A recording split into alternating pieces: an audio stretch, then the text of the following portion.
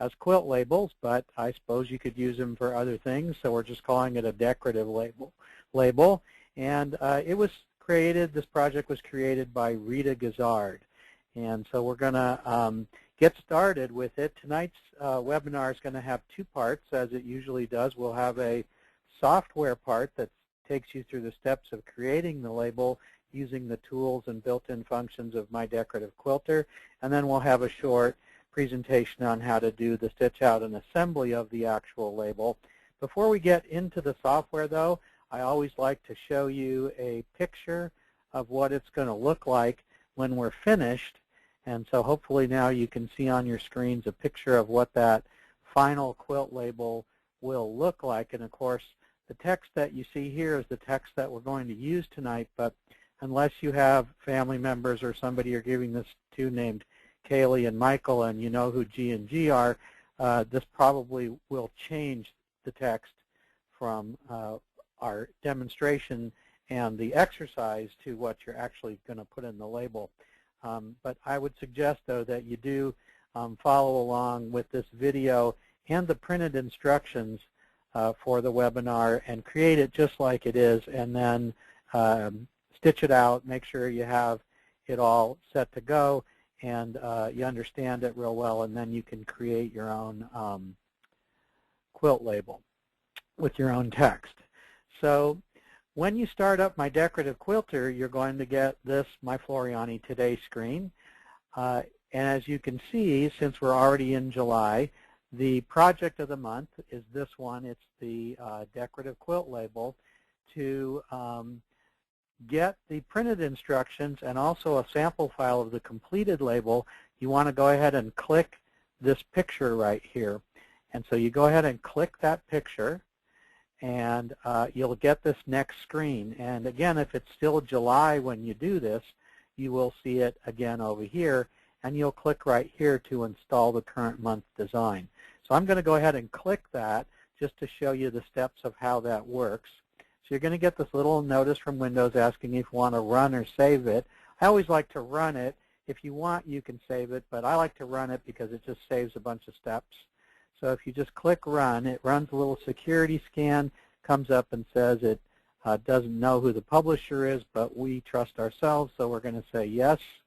And then it's going to ask you to press OK to install the July 2014 MDQ project, and you're just going to click OK. And it's going to put it onto your hard drive in your design library under the MDQ projects folder. And we'll take a little bit closer look at that in a little bit here, actually, when we save the file when we're done with the software lesson. But if you're watching this webinar that's been recorded and it's after the month of July 2014, you won't see this. Instead, what you want to do is click here, Install All Designs, and it'll give you not only the current month's project, whatever that might be, but all the ones that came before. So that's how you would get the printed instructions after this. I'm going to go ahead and close out this window now, and I just want to show you one other link here in this My Floriani Today screen. If you click this Live Webinars with MDQ Experts, this will allow you to not only register for the upcoming webinars, but will also give you a link to download the previous webinars. So you can get the video after this webinar is over. You're seeing it live now, but if you want to look at it again, which I would encourage you to do, you'll want to come back here and click Live Webinars with the MDQ Experts, and you'll be able to download a recorded version of this webinar, and then you'll be able to follow along with it. And you'll also be able to see all the previously recorded webinars as well. Okay, so from this screen, we want to come down here to the bottom and click Create a New Design. So we're just going to go ahead and click Create a New Design, and that's going to go ahead and open up your design window. And the first thing we're going to do in this project, just to make sure we're all on the same page, both figuratively and literally, we're going to go ahead and set up our design window here so that you're set up the same way it was when we created the project. So the first thing we want to do is check to make sure that we are in inches mode. You can check right up here in the upper right-hand corner of your design window.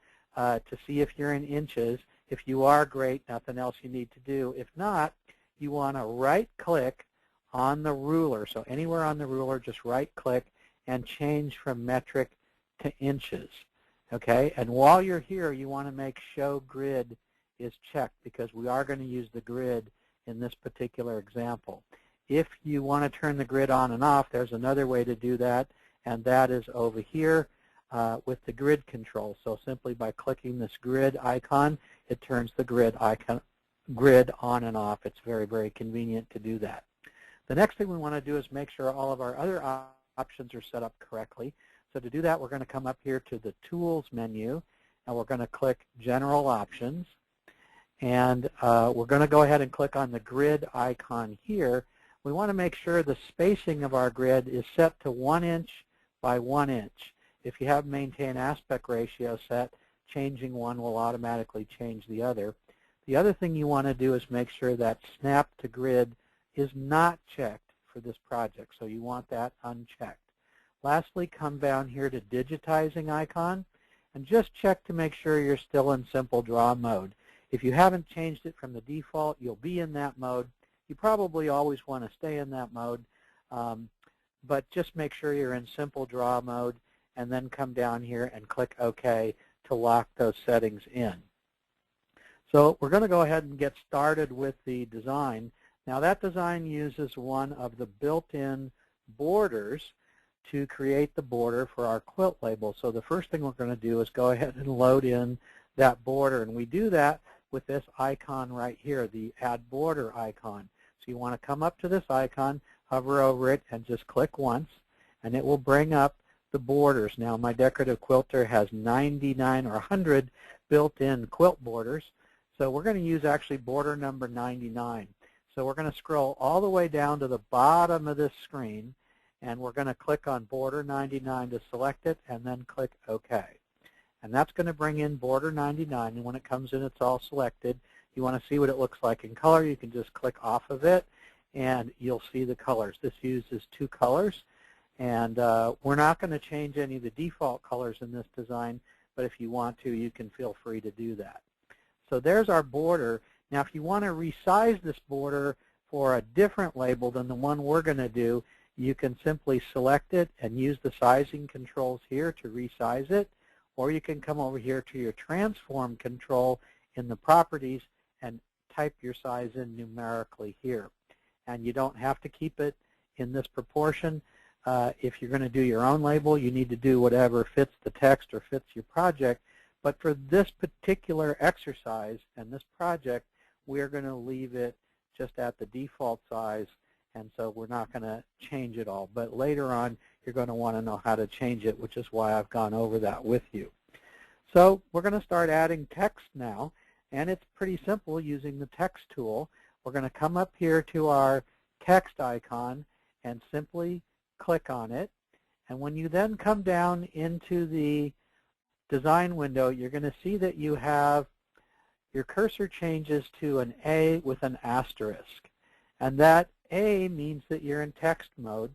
The asterisk means that if I click right now, I'm going to get text added to the screen. And that's an important distinction, and we'll see why that's important in a little bit. So I'm just going to go ahead and start adding my text. So I'm going to come in here, and I'm going to just click somewhere in here to get a letter A on the screen, and it always defaults to putting in a letter A.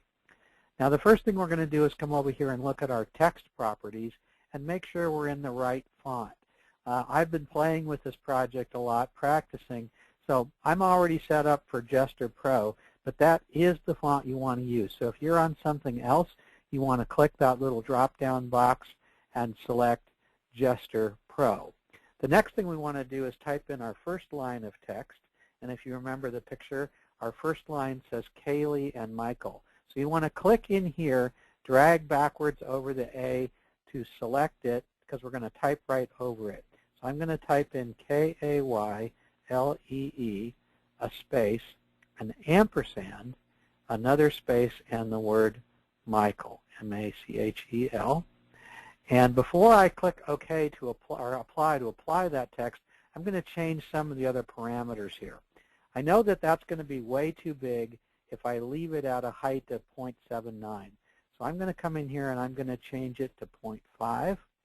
And also I'm going to use a control here called the space percentage. So this controls the spacing between the characters on each line. And I want this to be a little bit tighter together. So 0 is the default spacing. I'm going to make it a little tighter by putting in a negative number. I'm going to put in -5 to put in -5%. And then I'm going to click Apply. And when I do that, you can see that Kaylee and Michael come in here into the design.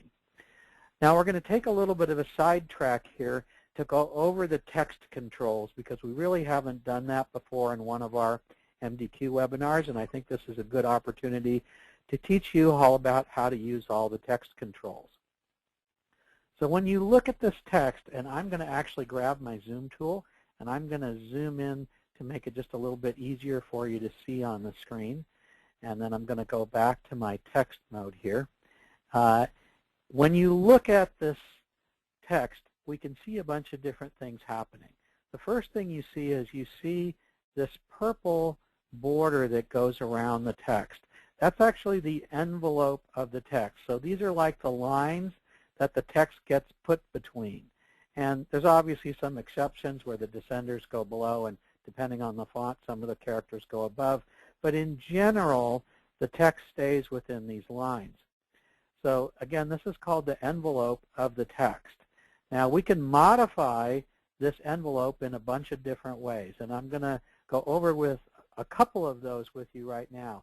The first two are the ways that we can just simply resize the whole envelope, and there's two controls to do that. The first one is up here in the upper left-hand corner, and it's a broken diamond. It's like a double triangle. It's black, and it's got an up and a down side to it with a line in the middle. You can see as I get close to it, my cursor changes to a crosshair. That tells me that if I were to click now, I'd activate that control. So if I were to click and drag on it, I would activate it. This control will resize the text both in height and in width. So it's going to proportionally resize the text in height and width. So watch what happens when I click and I drag it. So I'm clicking and dragging it. You can see the outline of it getting bigger in both dimensions and smaller in most dimensions. So I'm just going to go ahead and make it smaller for right now. And you can see when I let off, it recalculates all the stitches and puts that back to the new size. Now, I don't want it that size. I want it the original size. So I'm going to use my undo key up here to get back to the original size. And just remember that undo is always your friend. So I'm just going to click undo once to get back to where we were. Now let's take a look at the other control, which is down here in the lower right-hand corner, and that is another sizing control.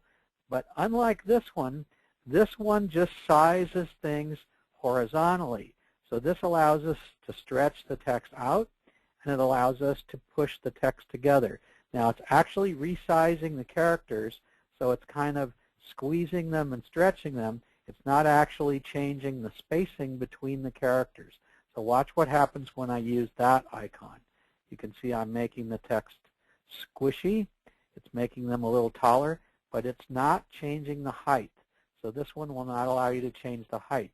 This is very, very useful if you've got your height already set where you want, but you need to make the text just a little bit bigger, a little bit smaller to make it fit somewhere. It's very, very useful because it tries to keep the shape of the letters as best it can. Again, I don't want to do that, so I'm going to click the back arrow or my undo key to get back to where it was originally. Now I'm going to go over some of the other controls, and within the text itself, we have two different kinds of diamonds. We have solid black diamonds, and those are kind of in the center of each letter. And then we have the little blue split diamonds, and those are in between each other. So let's talk about the black diamonds first. When you click on a black diamond for a character, and let's use this M as an example. Again, as I get close to that black diamond, my cursor changes to tell me that if I click on it now, it'll select it. So if I go ahead and click it, it allows me to manipulate this character independent of all the other characters. So right now I can do quite a few different things with this. I can come up here into the center and I can move this character over. I can even move it down here off the baseline. I can also resize it proportionally. I can only resize it proportionally here. So I can grab either corner and move the cursor in and out to do that. I can also rotate it. I can grab either corner as a rotate control, and I can rotate those characters. Okay, so I can get all kinds of cool special effects this way. Now, I don't want to do that with this particular text, but I'm just showing you how it works. So I'm going to use, again, my backspace key to go all the way back to where we were, where it's back up on the line. Now, I showed you how you can use this to move the character. So let's say I wanted it closer to the ampersand here. So I could click it, and I could drag it over to do that. And I would have to be very careful to keep it on the line because, again, I can move this anywhere. But if I do that, I've messed up the spacing between the M and the I, which would mean I'd have to move the I and then the C, and I'd have to do them all. So that's a lot of work. And if I had done anything in here already, I would have messed that up. And it's just not a very good way to adjust the spacing between the characters. Luckily, we have a much better way to do that, and that is with these split blue diamonds. And they're technically called kerning controls. Kerning is a typographer's term that refers to the space between the letters. So it allows us to adjust the space between the letters, but it does it in a very cool and intelligent way. So anytime you hover over that icon, again, it's going to turn into a crosshair to tell you if you click and drag now, you'll activate that particular control. It doesn't let you drag anywhere but side to side. And watch what happens when I click and drag in between the ampersand and the M. It not only moves the M, but it moves everything to the right of it along with it. So if I'd adjusted this space first, and then I want to adjust this space, all I have to do is come over here and click and drag this one, and I've moved the whole thing over, and I didn't mess this up. Those text kerning controls are very, very, very cool for adjusting the spacing between the characters, especially when you get to script fonts. Very, very useful for getting your script fonts to overlap in just a few seconds and not having to spend a lot of time fussing with the characters. So go ahead and play with that on your own. Now, again, I don't want those changes that I made. I want to go back to the way it was. So I could do a couple of undos, but I'm going to show you another cool thing you can do, and that is simply if you right-click here on the text and select Reset, it'll set the text back. Well, it's supposed to set the text back, and it didn't. So let me go back. I guess it does a lot of things, but not kerning. Okay, so I apologize for that. All right, but a couple of backspaces or undos, and we're back where we were. All right, so a couple more things with the text controls. Remember, this purple line is your envelope control. I've got a couple of more things I can do with the envelope, and the two coolest buttons are these two green icons right here, and these allow you to curve the text envelope. So if I come here and I click and drag this one down, it allows me to curve it. I can do the same thing with the top one. I can either try and match that curve, or I can go the opposite way and make a balloon effect. Okay, and I'm going to, again, backspace to back to where we were. I've got 4 more controls, and these are the edge controls here. Now, normally when text or a box is selected with the normal select tool, those boxes allow you to resize. Here, what we're resizing isn't the text, but the envelope, and it does each edge. So if I click and drag here, I can move that edge of the envelope up, and I can move this edge of the envelope down to create kind of a pendant effect. And I can combine all of these together to get any kind of a text effect I want. And I'm going to undo one more time to get back to where we were. I'm going to show you one other thing having to do with envelopes, and then we'll move on to the rest of the design. If you right-click on the text here and you click this envelope control, this gives you a whole bunch of preset envelopes that you can start with, and then you can continue to modify them with the controls that we just went over. But if you wanted a pennant left like we just did, you can just click that and it'll start one, and if you want it a little bigger, you can come here and do that. Now, if I click reset, hopefully it'll all go back the way it was. Yes, it works for that. Okay, so that's your basic text controls, but there's one other important concept I want to go over with you, and that's the difference between text mode and normal select mode. So you can tell once again that I'm in text mode because I've got that A by the cursor. And you can see right now, because I've got some text selected, when I look at that A, there's no asterisk there. So if I click now way out here, it's just going to deselect the text. If I click inside here, it's going to allow me to work with the text controls. But this is called text mode or text select mode. It's different than regular select mode.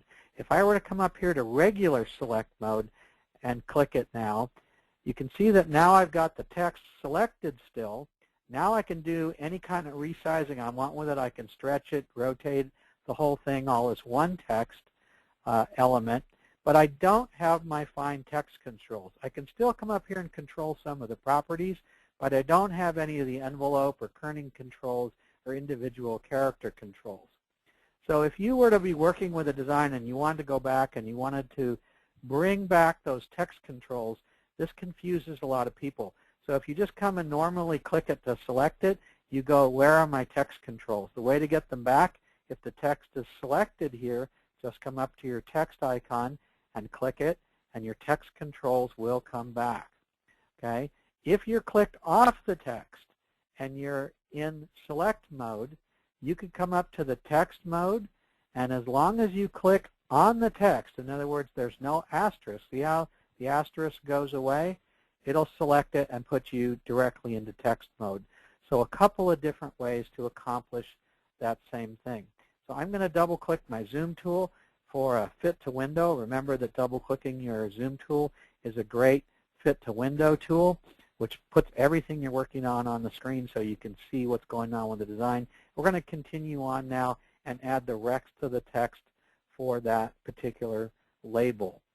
Okay, so what we need to do now is we're going to put that date that was in there in, and in my text mode, I'm still in text mode. If I come down here somewhere, notice I've got no asterisk right now. That's because I've still got this text selected. All I got to do is click off it somewhere, and now my asterisk is there saying that I can go ahead and input text. So I'm just going to come down here somewhere, and I'm going to click again, and I'm going to enter my date, which was in that example 6-7-14. I'm still in Gesture Pro. It does remember the last font that you used. Again, I'm going to change my height to 0.5 inches, so I'm going to type in 0.5 here. I'm going to go ahead and leave my spacing at 0. I don't need to make this one any closer together because there's not many characters there. So I'm just going to go ahead and click Apply, and I'm going to get my 6-7-14 there. And I'm going to go ahead and repeat this process to get my bottom line of text, which says Made with Love G&G. So again, I'm going to click off it to get my text entry mode. I'm going to come down here and click, and I'm going to come in here and I'm going to type in Made with Love G&G. Now, Rita never told me what G&G stood for. I'm assuming it's Grandma and Grandpa, but it could be Gizzard and Garrett's. Don't really know, but we'll leave that to you to decide. I'm going to go ahead and change the height of this one to be even a little bit smaller. So this one's going to go at 0.4. And oops, I've got 2 points in there. Let me backspace. Okay, 0.4. And I'm going to go ahead and change the spacing on this one again to -5% and click Apply. And there's my Made with Love G&G in there. Now what we need to do is we need to kind of get everything all nice and centered up.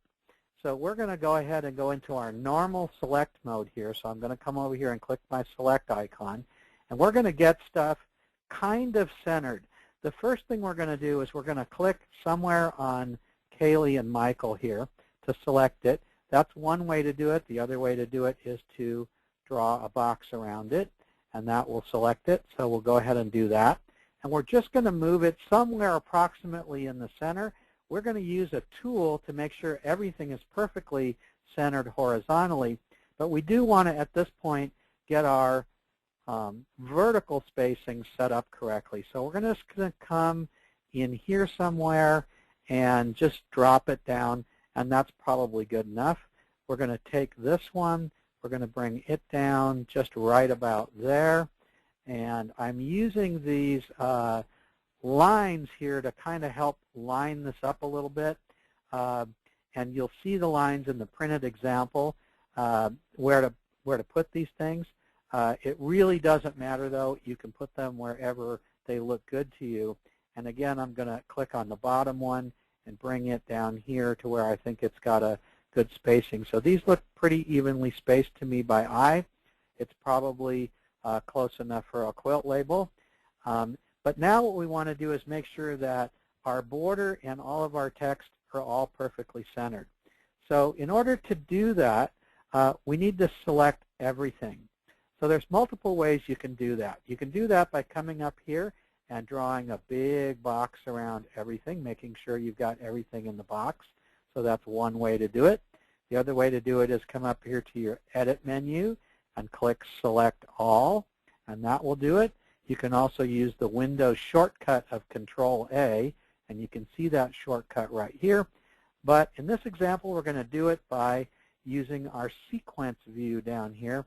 And another way to select everything in the design is just simply click on All Items, and that selects everything. So now everything is selected, and we want to center everything up horizontally. Thankfully, we have a tool that allows us to do that with a single click. It's our Horizontal Center Align tool, and it's right here. Just hover over it, click once, and boom, everything is automatically centered horizontally. So that's a really, really useful tool for centering things. There's also a vertical center align, but it doesn't help us in this particular design. So we could quit right here and call it a quilt label, but let's just do one other thing to add a little bit of interest to it. We're going to use one of our built-in decors or flourishes to add a little fleur-de-lis type design out here on the edge of the date. Okay? And to do that, we're going to use one of our built-in decors, and that we get to right here. Before I bring that in, I want to have some space at the top, some blank space to work with it. So I'm going to just zoom out, and I'm going to do that by zooming out to 100%. Okay, so that brings my image size down, my design size down, so I've got some free space up at the top here. I'm going to go ahead and click the Decor button, and for this one we're going to use Flourish number 7. So I'm going to select Flourish number 7, and I'm going to click OK. And that brings it always into the center. Again, I want to work with it up here, so I'm just going to click on it and drag it up to the top here where I've got some space to work on it. Now, we don't want to use this whole thing. We want to use this little end of it over here and this little end of it over here. But you notice anywhere that I click on it, it selects the whole thing. And this is actually quite a few pieces. And what we want to do is just use some of those pieces. The reason it's all selected is because it's grouped. And in order to ungroup it, we are going to click the Ungroup icon. And we're just going to click that icon, and now it's all separate pieces. So now it's ungrouped. Now if I click and drag a box around the the left-hand flourish over here, if I just click and drag around that, I'm just going to select that little area there. Now this is a little extra thing I'm adding for the webinar that's not in the printed instructions. But this is actually several pieces, and in order to keep them together, I'm going to regroup just those pieces. So I'm going to do that by clicking the group icon. Now if I click off it accidentally, if I click back on it, it's easily reselected. So we're going to take this and we're going to drag it down in here into the design, and we're going to use our grid lines to line it up to a known place. So what we're going to do is we're going to click and drag it down here.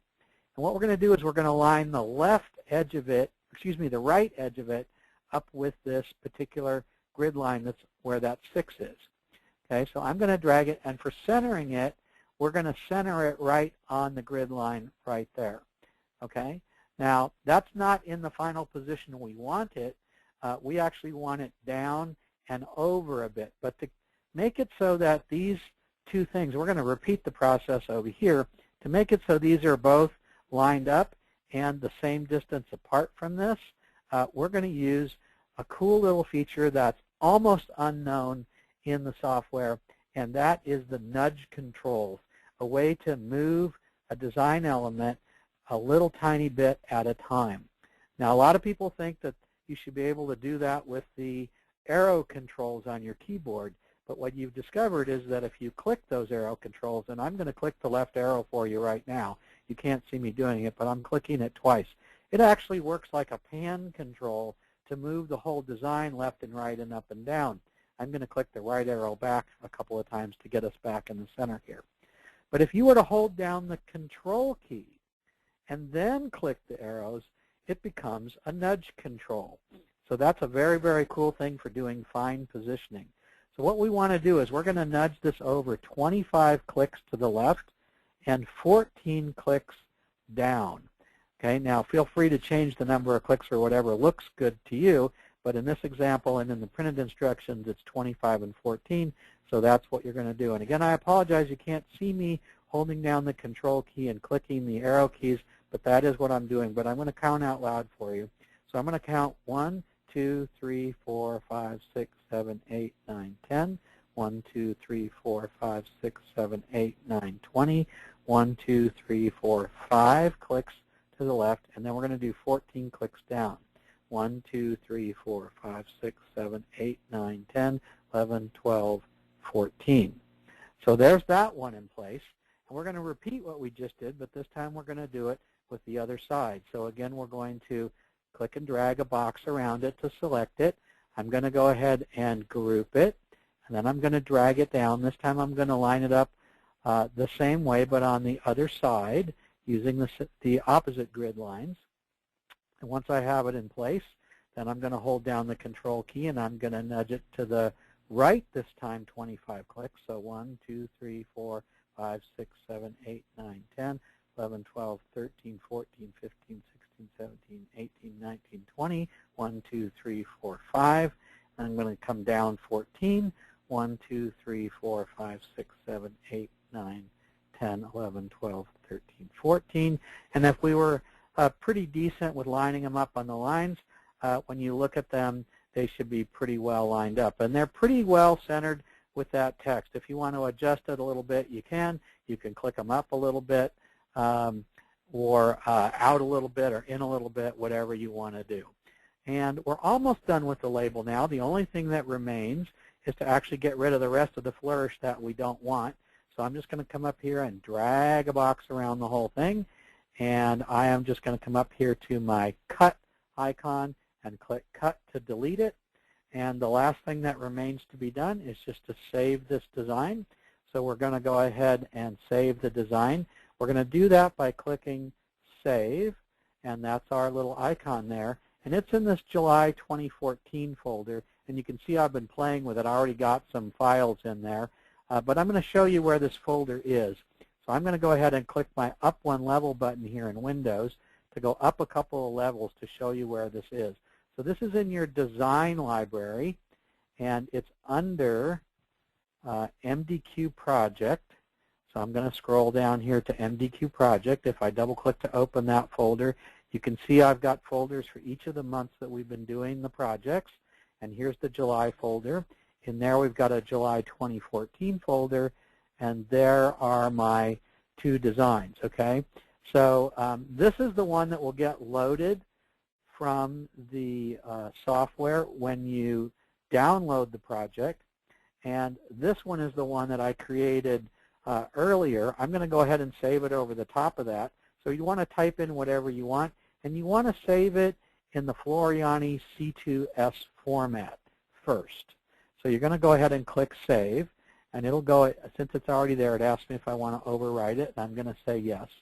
And now we need to actually save it in a machine format, because you need it in a machine format to load it on your machine and stitch it out, because machines don't stitch out the C2S format.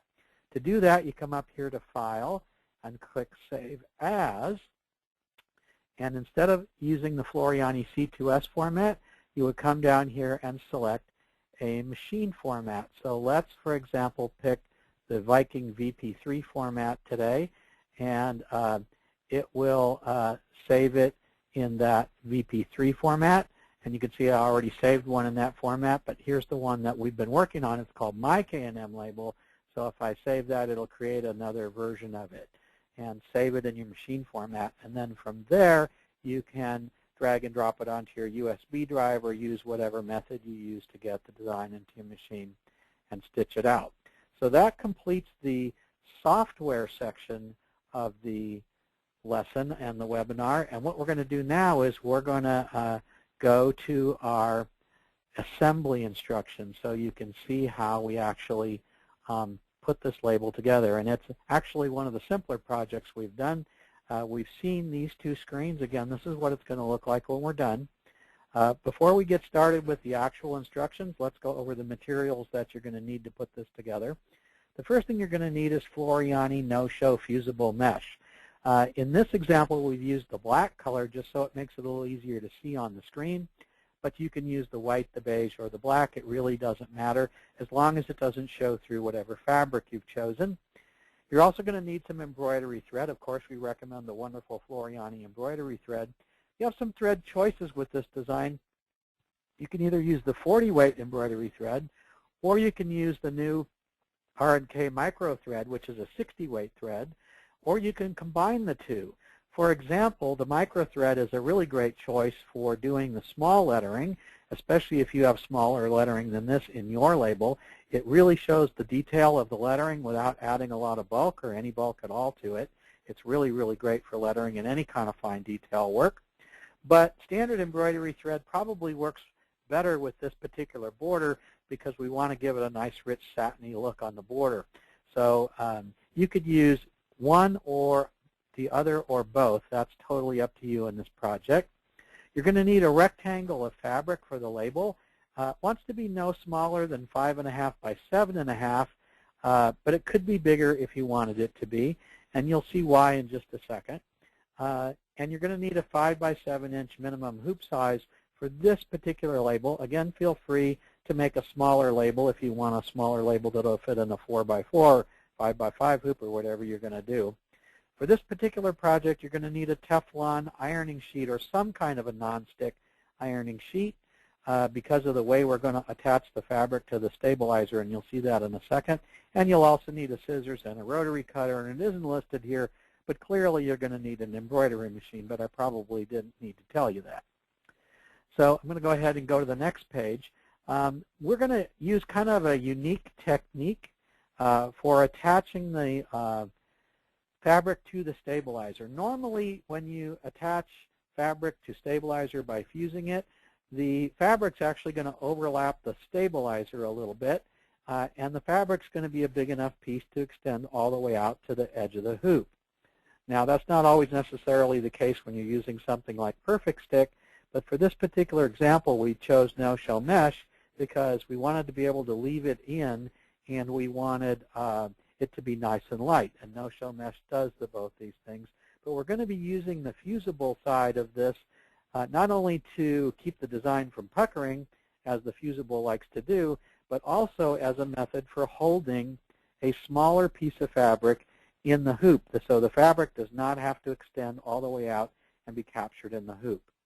Okay, so you're going to need a piece of fusible mesh. It's got to be big enough to be captured in the hoop, but the fabric doesn't. You're going to place the fabric on the fusible shiny side. If the fabric has a side to it, it's obviously going to be the right side up, so the wrong side is going to be facing the fusible side. And you want to place that fabric ideally so that it's equidistant from the top, or excuse me, the bottom and one of the sides. But you want to make sure that you do this so when you finally hoop it, that you can get that piece of fabric pretty well centered in the hoop. Okay, so you got to just play with it a little bit and get the fabric positioned. Once you have it positioned, then you're going to place that Teflon ironing sheet over the top of everything and press the fabric to the stabilizer. And clearly that Teflon ironing sheet is going to be there so that the stabilizer doesn't stick to the iron and make a mess. Once you've got it attached to the stabilizer, then you're going to go ahead and hoop it so that the fabric is again in the center of the hoop. Now when Rita did this, she was playing with one of her brand new magnetic hoops, and so that's what she's used in this particular example. If you have a magnetic hoop, it'll work fine. If you have a standard hoop, it'll also work fine. But the pictures you're going to see next couple shots are going to be using that magnetic hoop. So those white dots are actually holding the stabilizer to a magnetic base that's kind of hidden. And then what you're going to do is load the hoop on the machine and load the design into the machine. Next, you're just going to go ahead and stitch out the label. We didn't go through all the colors. This is a pretty simple project, so you just stitch it out the way you want. You can use as many or as few color changes as you want. You can make it all one color if you want. You can change the color whenever you want. We didn't bother to change any of the colors in the software side because if the number of color stops that you want is there, you really don't need to for something this simple. You can just go ahead and make sure you load the correct color on the machine before you start stitching. And then the only other thing to be aware of is that before you start stitching, just make sure that you have the right orientation. Depending on your particular machine, you may have to rotate the design 90 degrees one way or the other to get it to fit in the hoop before you start stitching. Usually your machine will help you correct those mistakes. So once you're done stitching, you want to remove the hoop from the machine and unhoop the label from the hoop. You want to peel the no-show mesh away from the fabric all the way back to the stitches like you see here in the diagram, and then carefully trim the excess stabilizer away, getting as close to the stitches as you can without cutting the stitches, and also being careful not to nick the fabric. Okay, so just trim it away as best you can.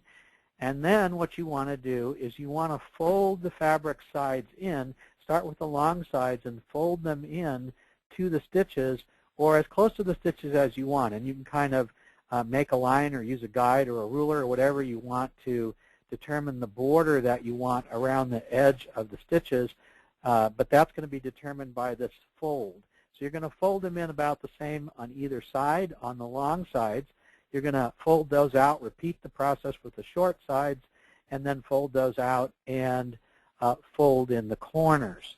And then when you fold these in, you're going to want to press them so you have a nice sharp edge on your fabric. And then you want to fold everything back in, press it one more time. You should end up with nice corners like this, and then simply stitch the label to the back of your project, or the front if you're really proud of the label. That's up to you. But you can either hand stitch it, machine stitch it, or whatever you want. And that completes this particular decorative quilt label project and webinar. And I want to thank everybody for attending. In a few days, or possibly sooner, the video of this webinar will be available online. And remember, you get there by going to the Webinars tab on your My Floriani Today screen, or from any of our websites. You can find the Webinars tab and see it there as well.